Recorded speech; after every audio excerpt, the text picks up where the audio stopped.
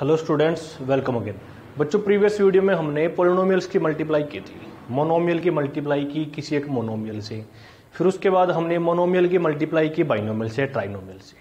मतलब कि एक तो हमारे पास मोनोमियल थी और एक हमारे पास बाइनोमियल या ट्राइनोमियल थी। जैसे मान लेते हैं कि ये हमारे पास एक मोनोमियल है और ये हमारे पास एक ट्राइनोमियल है, इसकी मल्टीप्लाई की थी। ये हमने कैसे की थी? इस ए की मल्टीप्लाई पहले हमने बी के साथ की, फिर सी के साथ की हमने, और तीसरी बार किससे की थी? जो ये डी बचता है इससे की। ये हमारे पास एक मोनोमियल थी और ये ट्राइनोमियल थी, तो हमने इसकी ऐसे मल्टीप्लाई की थी। लेकिन अब हमारे पास क्या आएगा? एक मोनोमियल की मल्टीप्लाई, एक मोनोमियल की मल्टीप्लाई बाइनोमियल ट्राइनोमियल के प्लेस पे हम क्या करेंगे? बाइनोमियल की मल्टीप्लाई बाइनोमियल से, या बाइनोमियल की मल्टीप्लाई ट्राइनोमियल से, या ट्राइनोमियल की मल्टीप्लाई ट्राइनोमियल से, या ट्राइनोमियल की मल्टीप्लाई टेट्रानोमियल से। मतलब कि दो टर्म की मल्टीप्लाई दो टर्म से, या तीन से, या चार से, ऐसे हम करेंगे। ठीक है, ये इसको मैं इसको ऐसे लिख देता हूं। जैसे ये हमारे पास एक बाइनोमियल है, इसकी मल्टीप्लाई करनी है दूसरी किसी बाइनोमियल से, इसी तरह से हो गया। तो मैं इसको ऐसे सिंपलेस्ट फॉर्म में आपको दिखाता हूं, फिर हम इसको सम करते हैं। देखिए भाई, सबसे पहले क्या है, इस पूरी ए की मल्टीप्लाई पूरी ब्रैकेट से करनी है, तो हमारे पास ये इस तरह से बन जाता है। फिर इस बी की मल्टीप्लाई पूरी ब्रैकेट से करनी है, तब जाके हमारे पास ये ऐसे आ जाता है। पहले ए की मल्टीप्लाई इस पूरी ब्रैकेट से की हमने, फिर बी की मल्टीप्लाई पूरी ब्रैकेट से की। अब ये हमारे पास ऐसा ही आ गया जैसे यहां मल्टीप्लाई की है। यहां क्या होगा? ए की मल्टीप्लाई सी के साथ होगी, फिर ए की मल्टीप्लाई डी के साथ होगी, फिर ऐसे ही यहां है बी की मल्टीप्लाई सी के साथ होगी, और फिर इसकी मल्टीप्लाई डी के साथ होगी। तो ऐसे हमें मल्टीप्लाई कर देनी है। ठीक है बच्चों, क्या किया? पहले ऐसी चीज आएगी हमारे पास, ये a प्लस बी एक बाइनोमियल है, उसकी मल्टीप्लाई c प्लस डी जो कि दूसरी बाइनोमियल है उससे करनी है।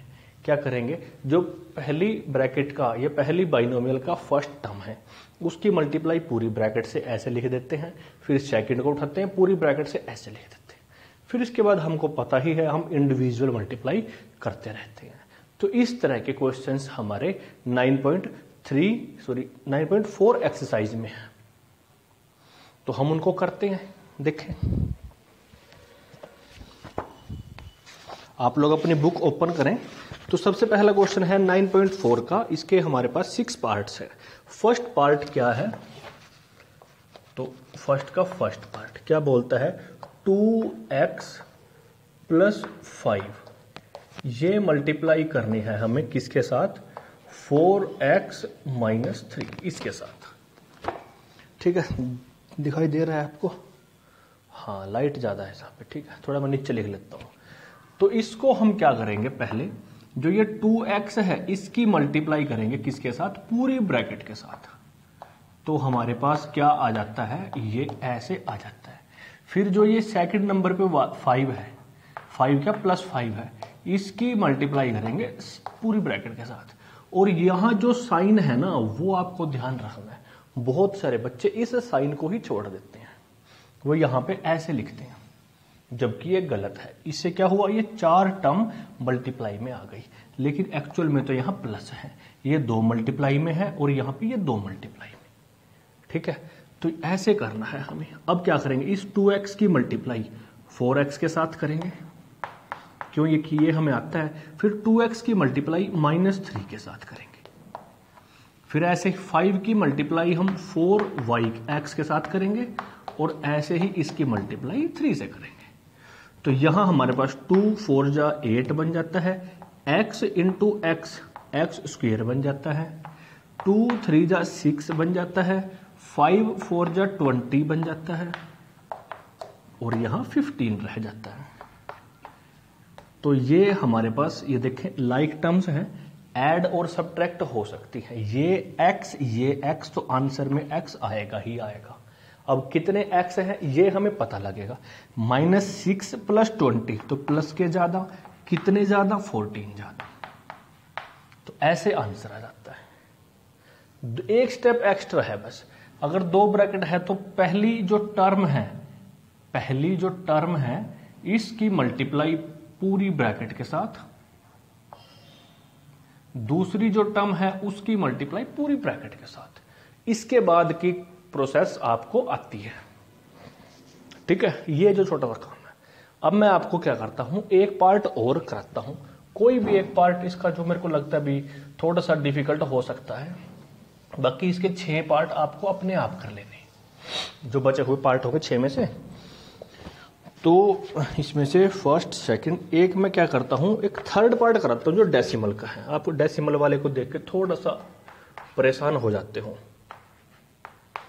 2.5L माइनस 0.5M, ऐसे ही यहां आता है 2.5L प्लस 0.5M, ये आता है। ठीक है, बुक रख लेते हैं। अब देखें 2 टर्म है यहां भी और यहां भी। हालांकि वैसे तो ये एक आइडेंटिटी बनती है, आगे हम कराएंगे भी, लेकिन अभी फिलहाल जो कंसेप्ट कराया है इसी कंसेप्ट को अप्लाई करके आंसर निकालते हैं। तो जो फर्स्ट टर्म है इसके साथ पूरी ब्रैकेट की मल्टीप्लाई कर दो, जैसी भी पूरी ब्रैकेट है वैसी की वैसी लिख दो।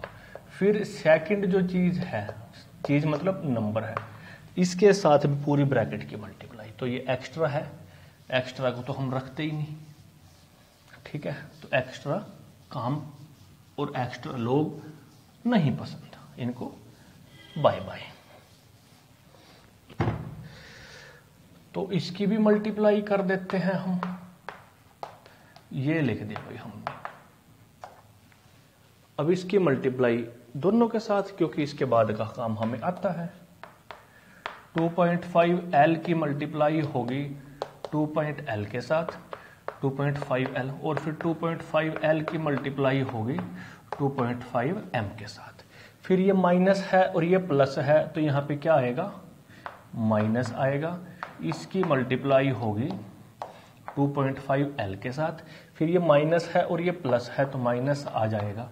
0.5M की मल्टीप्लाई होगी 0.5M के साथ। यहां देखें ध्यान से, 2.5L into 0.5M mine plus का है, 2.5L इंटू 0.5M माइनस का है। तो दोनों चीज सेम है तो कैंसिल आउट हो सकती है। यहां से हम नंबर की मल्टीप्लाई तो नंबर के साथ करेंगे, और जो L की मल्टीप्लाई L के साथ करके स्क्वायर बन जाएगा। ऐसे ही 0.5 की मल्टीप्लाई तो हम 0.5 के साथ करेंगे, और M की मल्टीप्लाई करके स्क्वायर बन जाएगा। अब डेसिमल वाले नंबर आ गए, नहीं आते, ये बहुत को प्रॉब्लम होती है। क्या करें, डेसिमल भूल जाओ। क्या दिखाई दे रहा है, ये जो डेसिमल है ना इसको भूल जाओ। क्या दिखाई दे रहा है, 25 इंटू 25। 25 का स्क्वायर आपको लर्न कराया था, क्या होता है 625। फिर एक डेसिमल प्लेस यहां है, एक डेसिमल प्लेस यहां है, मतलब राइट साइड में काउंट करने हैं, लेफ्ट में नहीं राइट में। तो टोटल 2 डेसिमल प्लेस हो गए, तो राइट साइड से 2, 1, 2 यहां डेसिमल लगा दो। ऐसे यहां पे ये 0.5 इंटू 0.5 पॉइंट छोड़ दो, 5 इंटू 5 सबको पता है क्या होगा 25। ऐसे ही एक डेसिमल प्लेस राइट में, एक यहां पे, तो टोटल 2 हो गए। तो 1 और 1 2 यहां डेसिमल लगा दो। इसके बाद आप लोग 0 भी लगा सकते हो, बिना 0 के भी छोड़ सकते हो, ये आंसर हो गया। ठीक है बच्चों, तो बहुत आसान है। इसी तरह से आपको इसके ये जो B part, 4th part, 5th, 6th सब कर लेने हैं।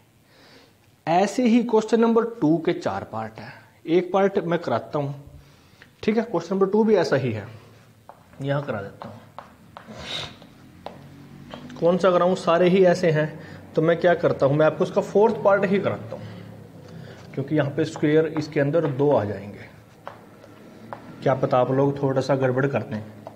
ठीक है, तो ये लिख दी भाई मैंने स्टेटमेंट।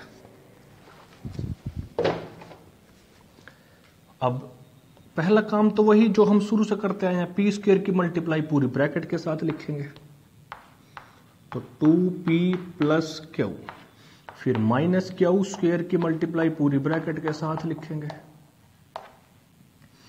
फिर पी स्क्वायर की मल्टीप्लाई 2p के साथ होगी, और फिर पी स्क्वायर की मल्टीप्लाई क्यू के साथ होगी। ऐसे ही 2p की मल्टीप्लाई क्यू स्क्वायर के साथ और क्यू स्क्वायर की मल्टीप्लाई सॉरी बच्चों क्यू के साथ होगी। इसके सामने 1 है, 1 की मल्टीप्लाई 2 के साथ, तो 2 ये p स्क्वायर है और ये p है, तो क्या बन जाएगा, p क्यूब बन जाएगा। ये p स्क्वायर और ये q है, तो ये तो ऐसे ही आ जाएगा। यहां पे 2p क्यू स्क्वायर आ जाएगा और यहां पे क्या आ जाएगा, क्यू क्यूब। p क्यूब की कोई और टर्म नहीं है, छोड़ दो। क्यू क्यूब की कोई और टर्म नहीं है, छोड़ दो। p क्यू की है लेकिन अलग है, यहां पे p स्क्वायर है, यहां पे क्यू स्क्वायर है। इसका मतलब यही आंसर। क्या आंसर, यही आंसर। तो बच्चों आपको क्वेश्चन नंबर 2 भी कर लेना है, ठीक है। क्वेश्चन 1 और क्वेश्चन 2 दोनों पार्ट कर लेने हैं आपको, ठीक है। तो बिल्कुल आसान है, यही काम कर लो आज। नेक्स्ट हम क्वेश्चन नंबर 3 को खत्म करेंगे नेक्स्ट वीडियो।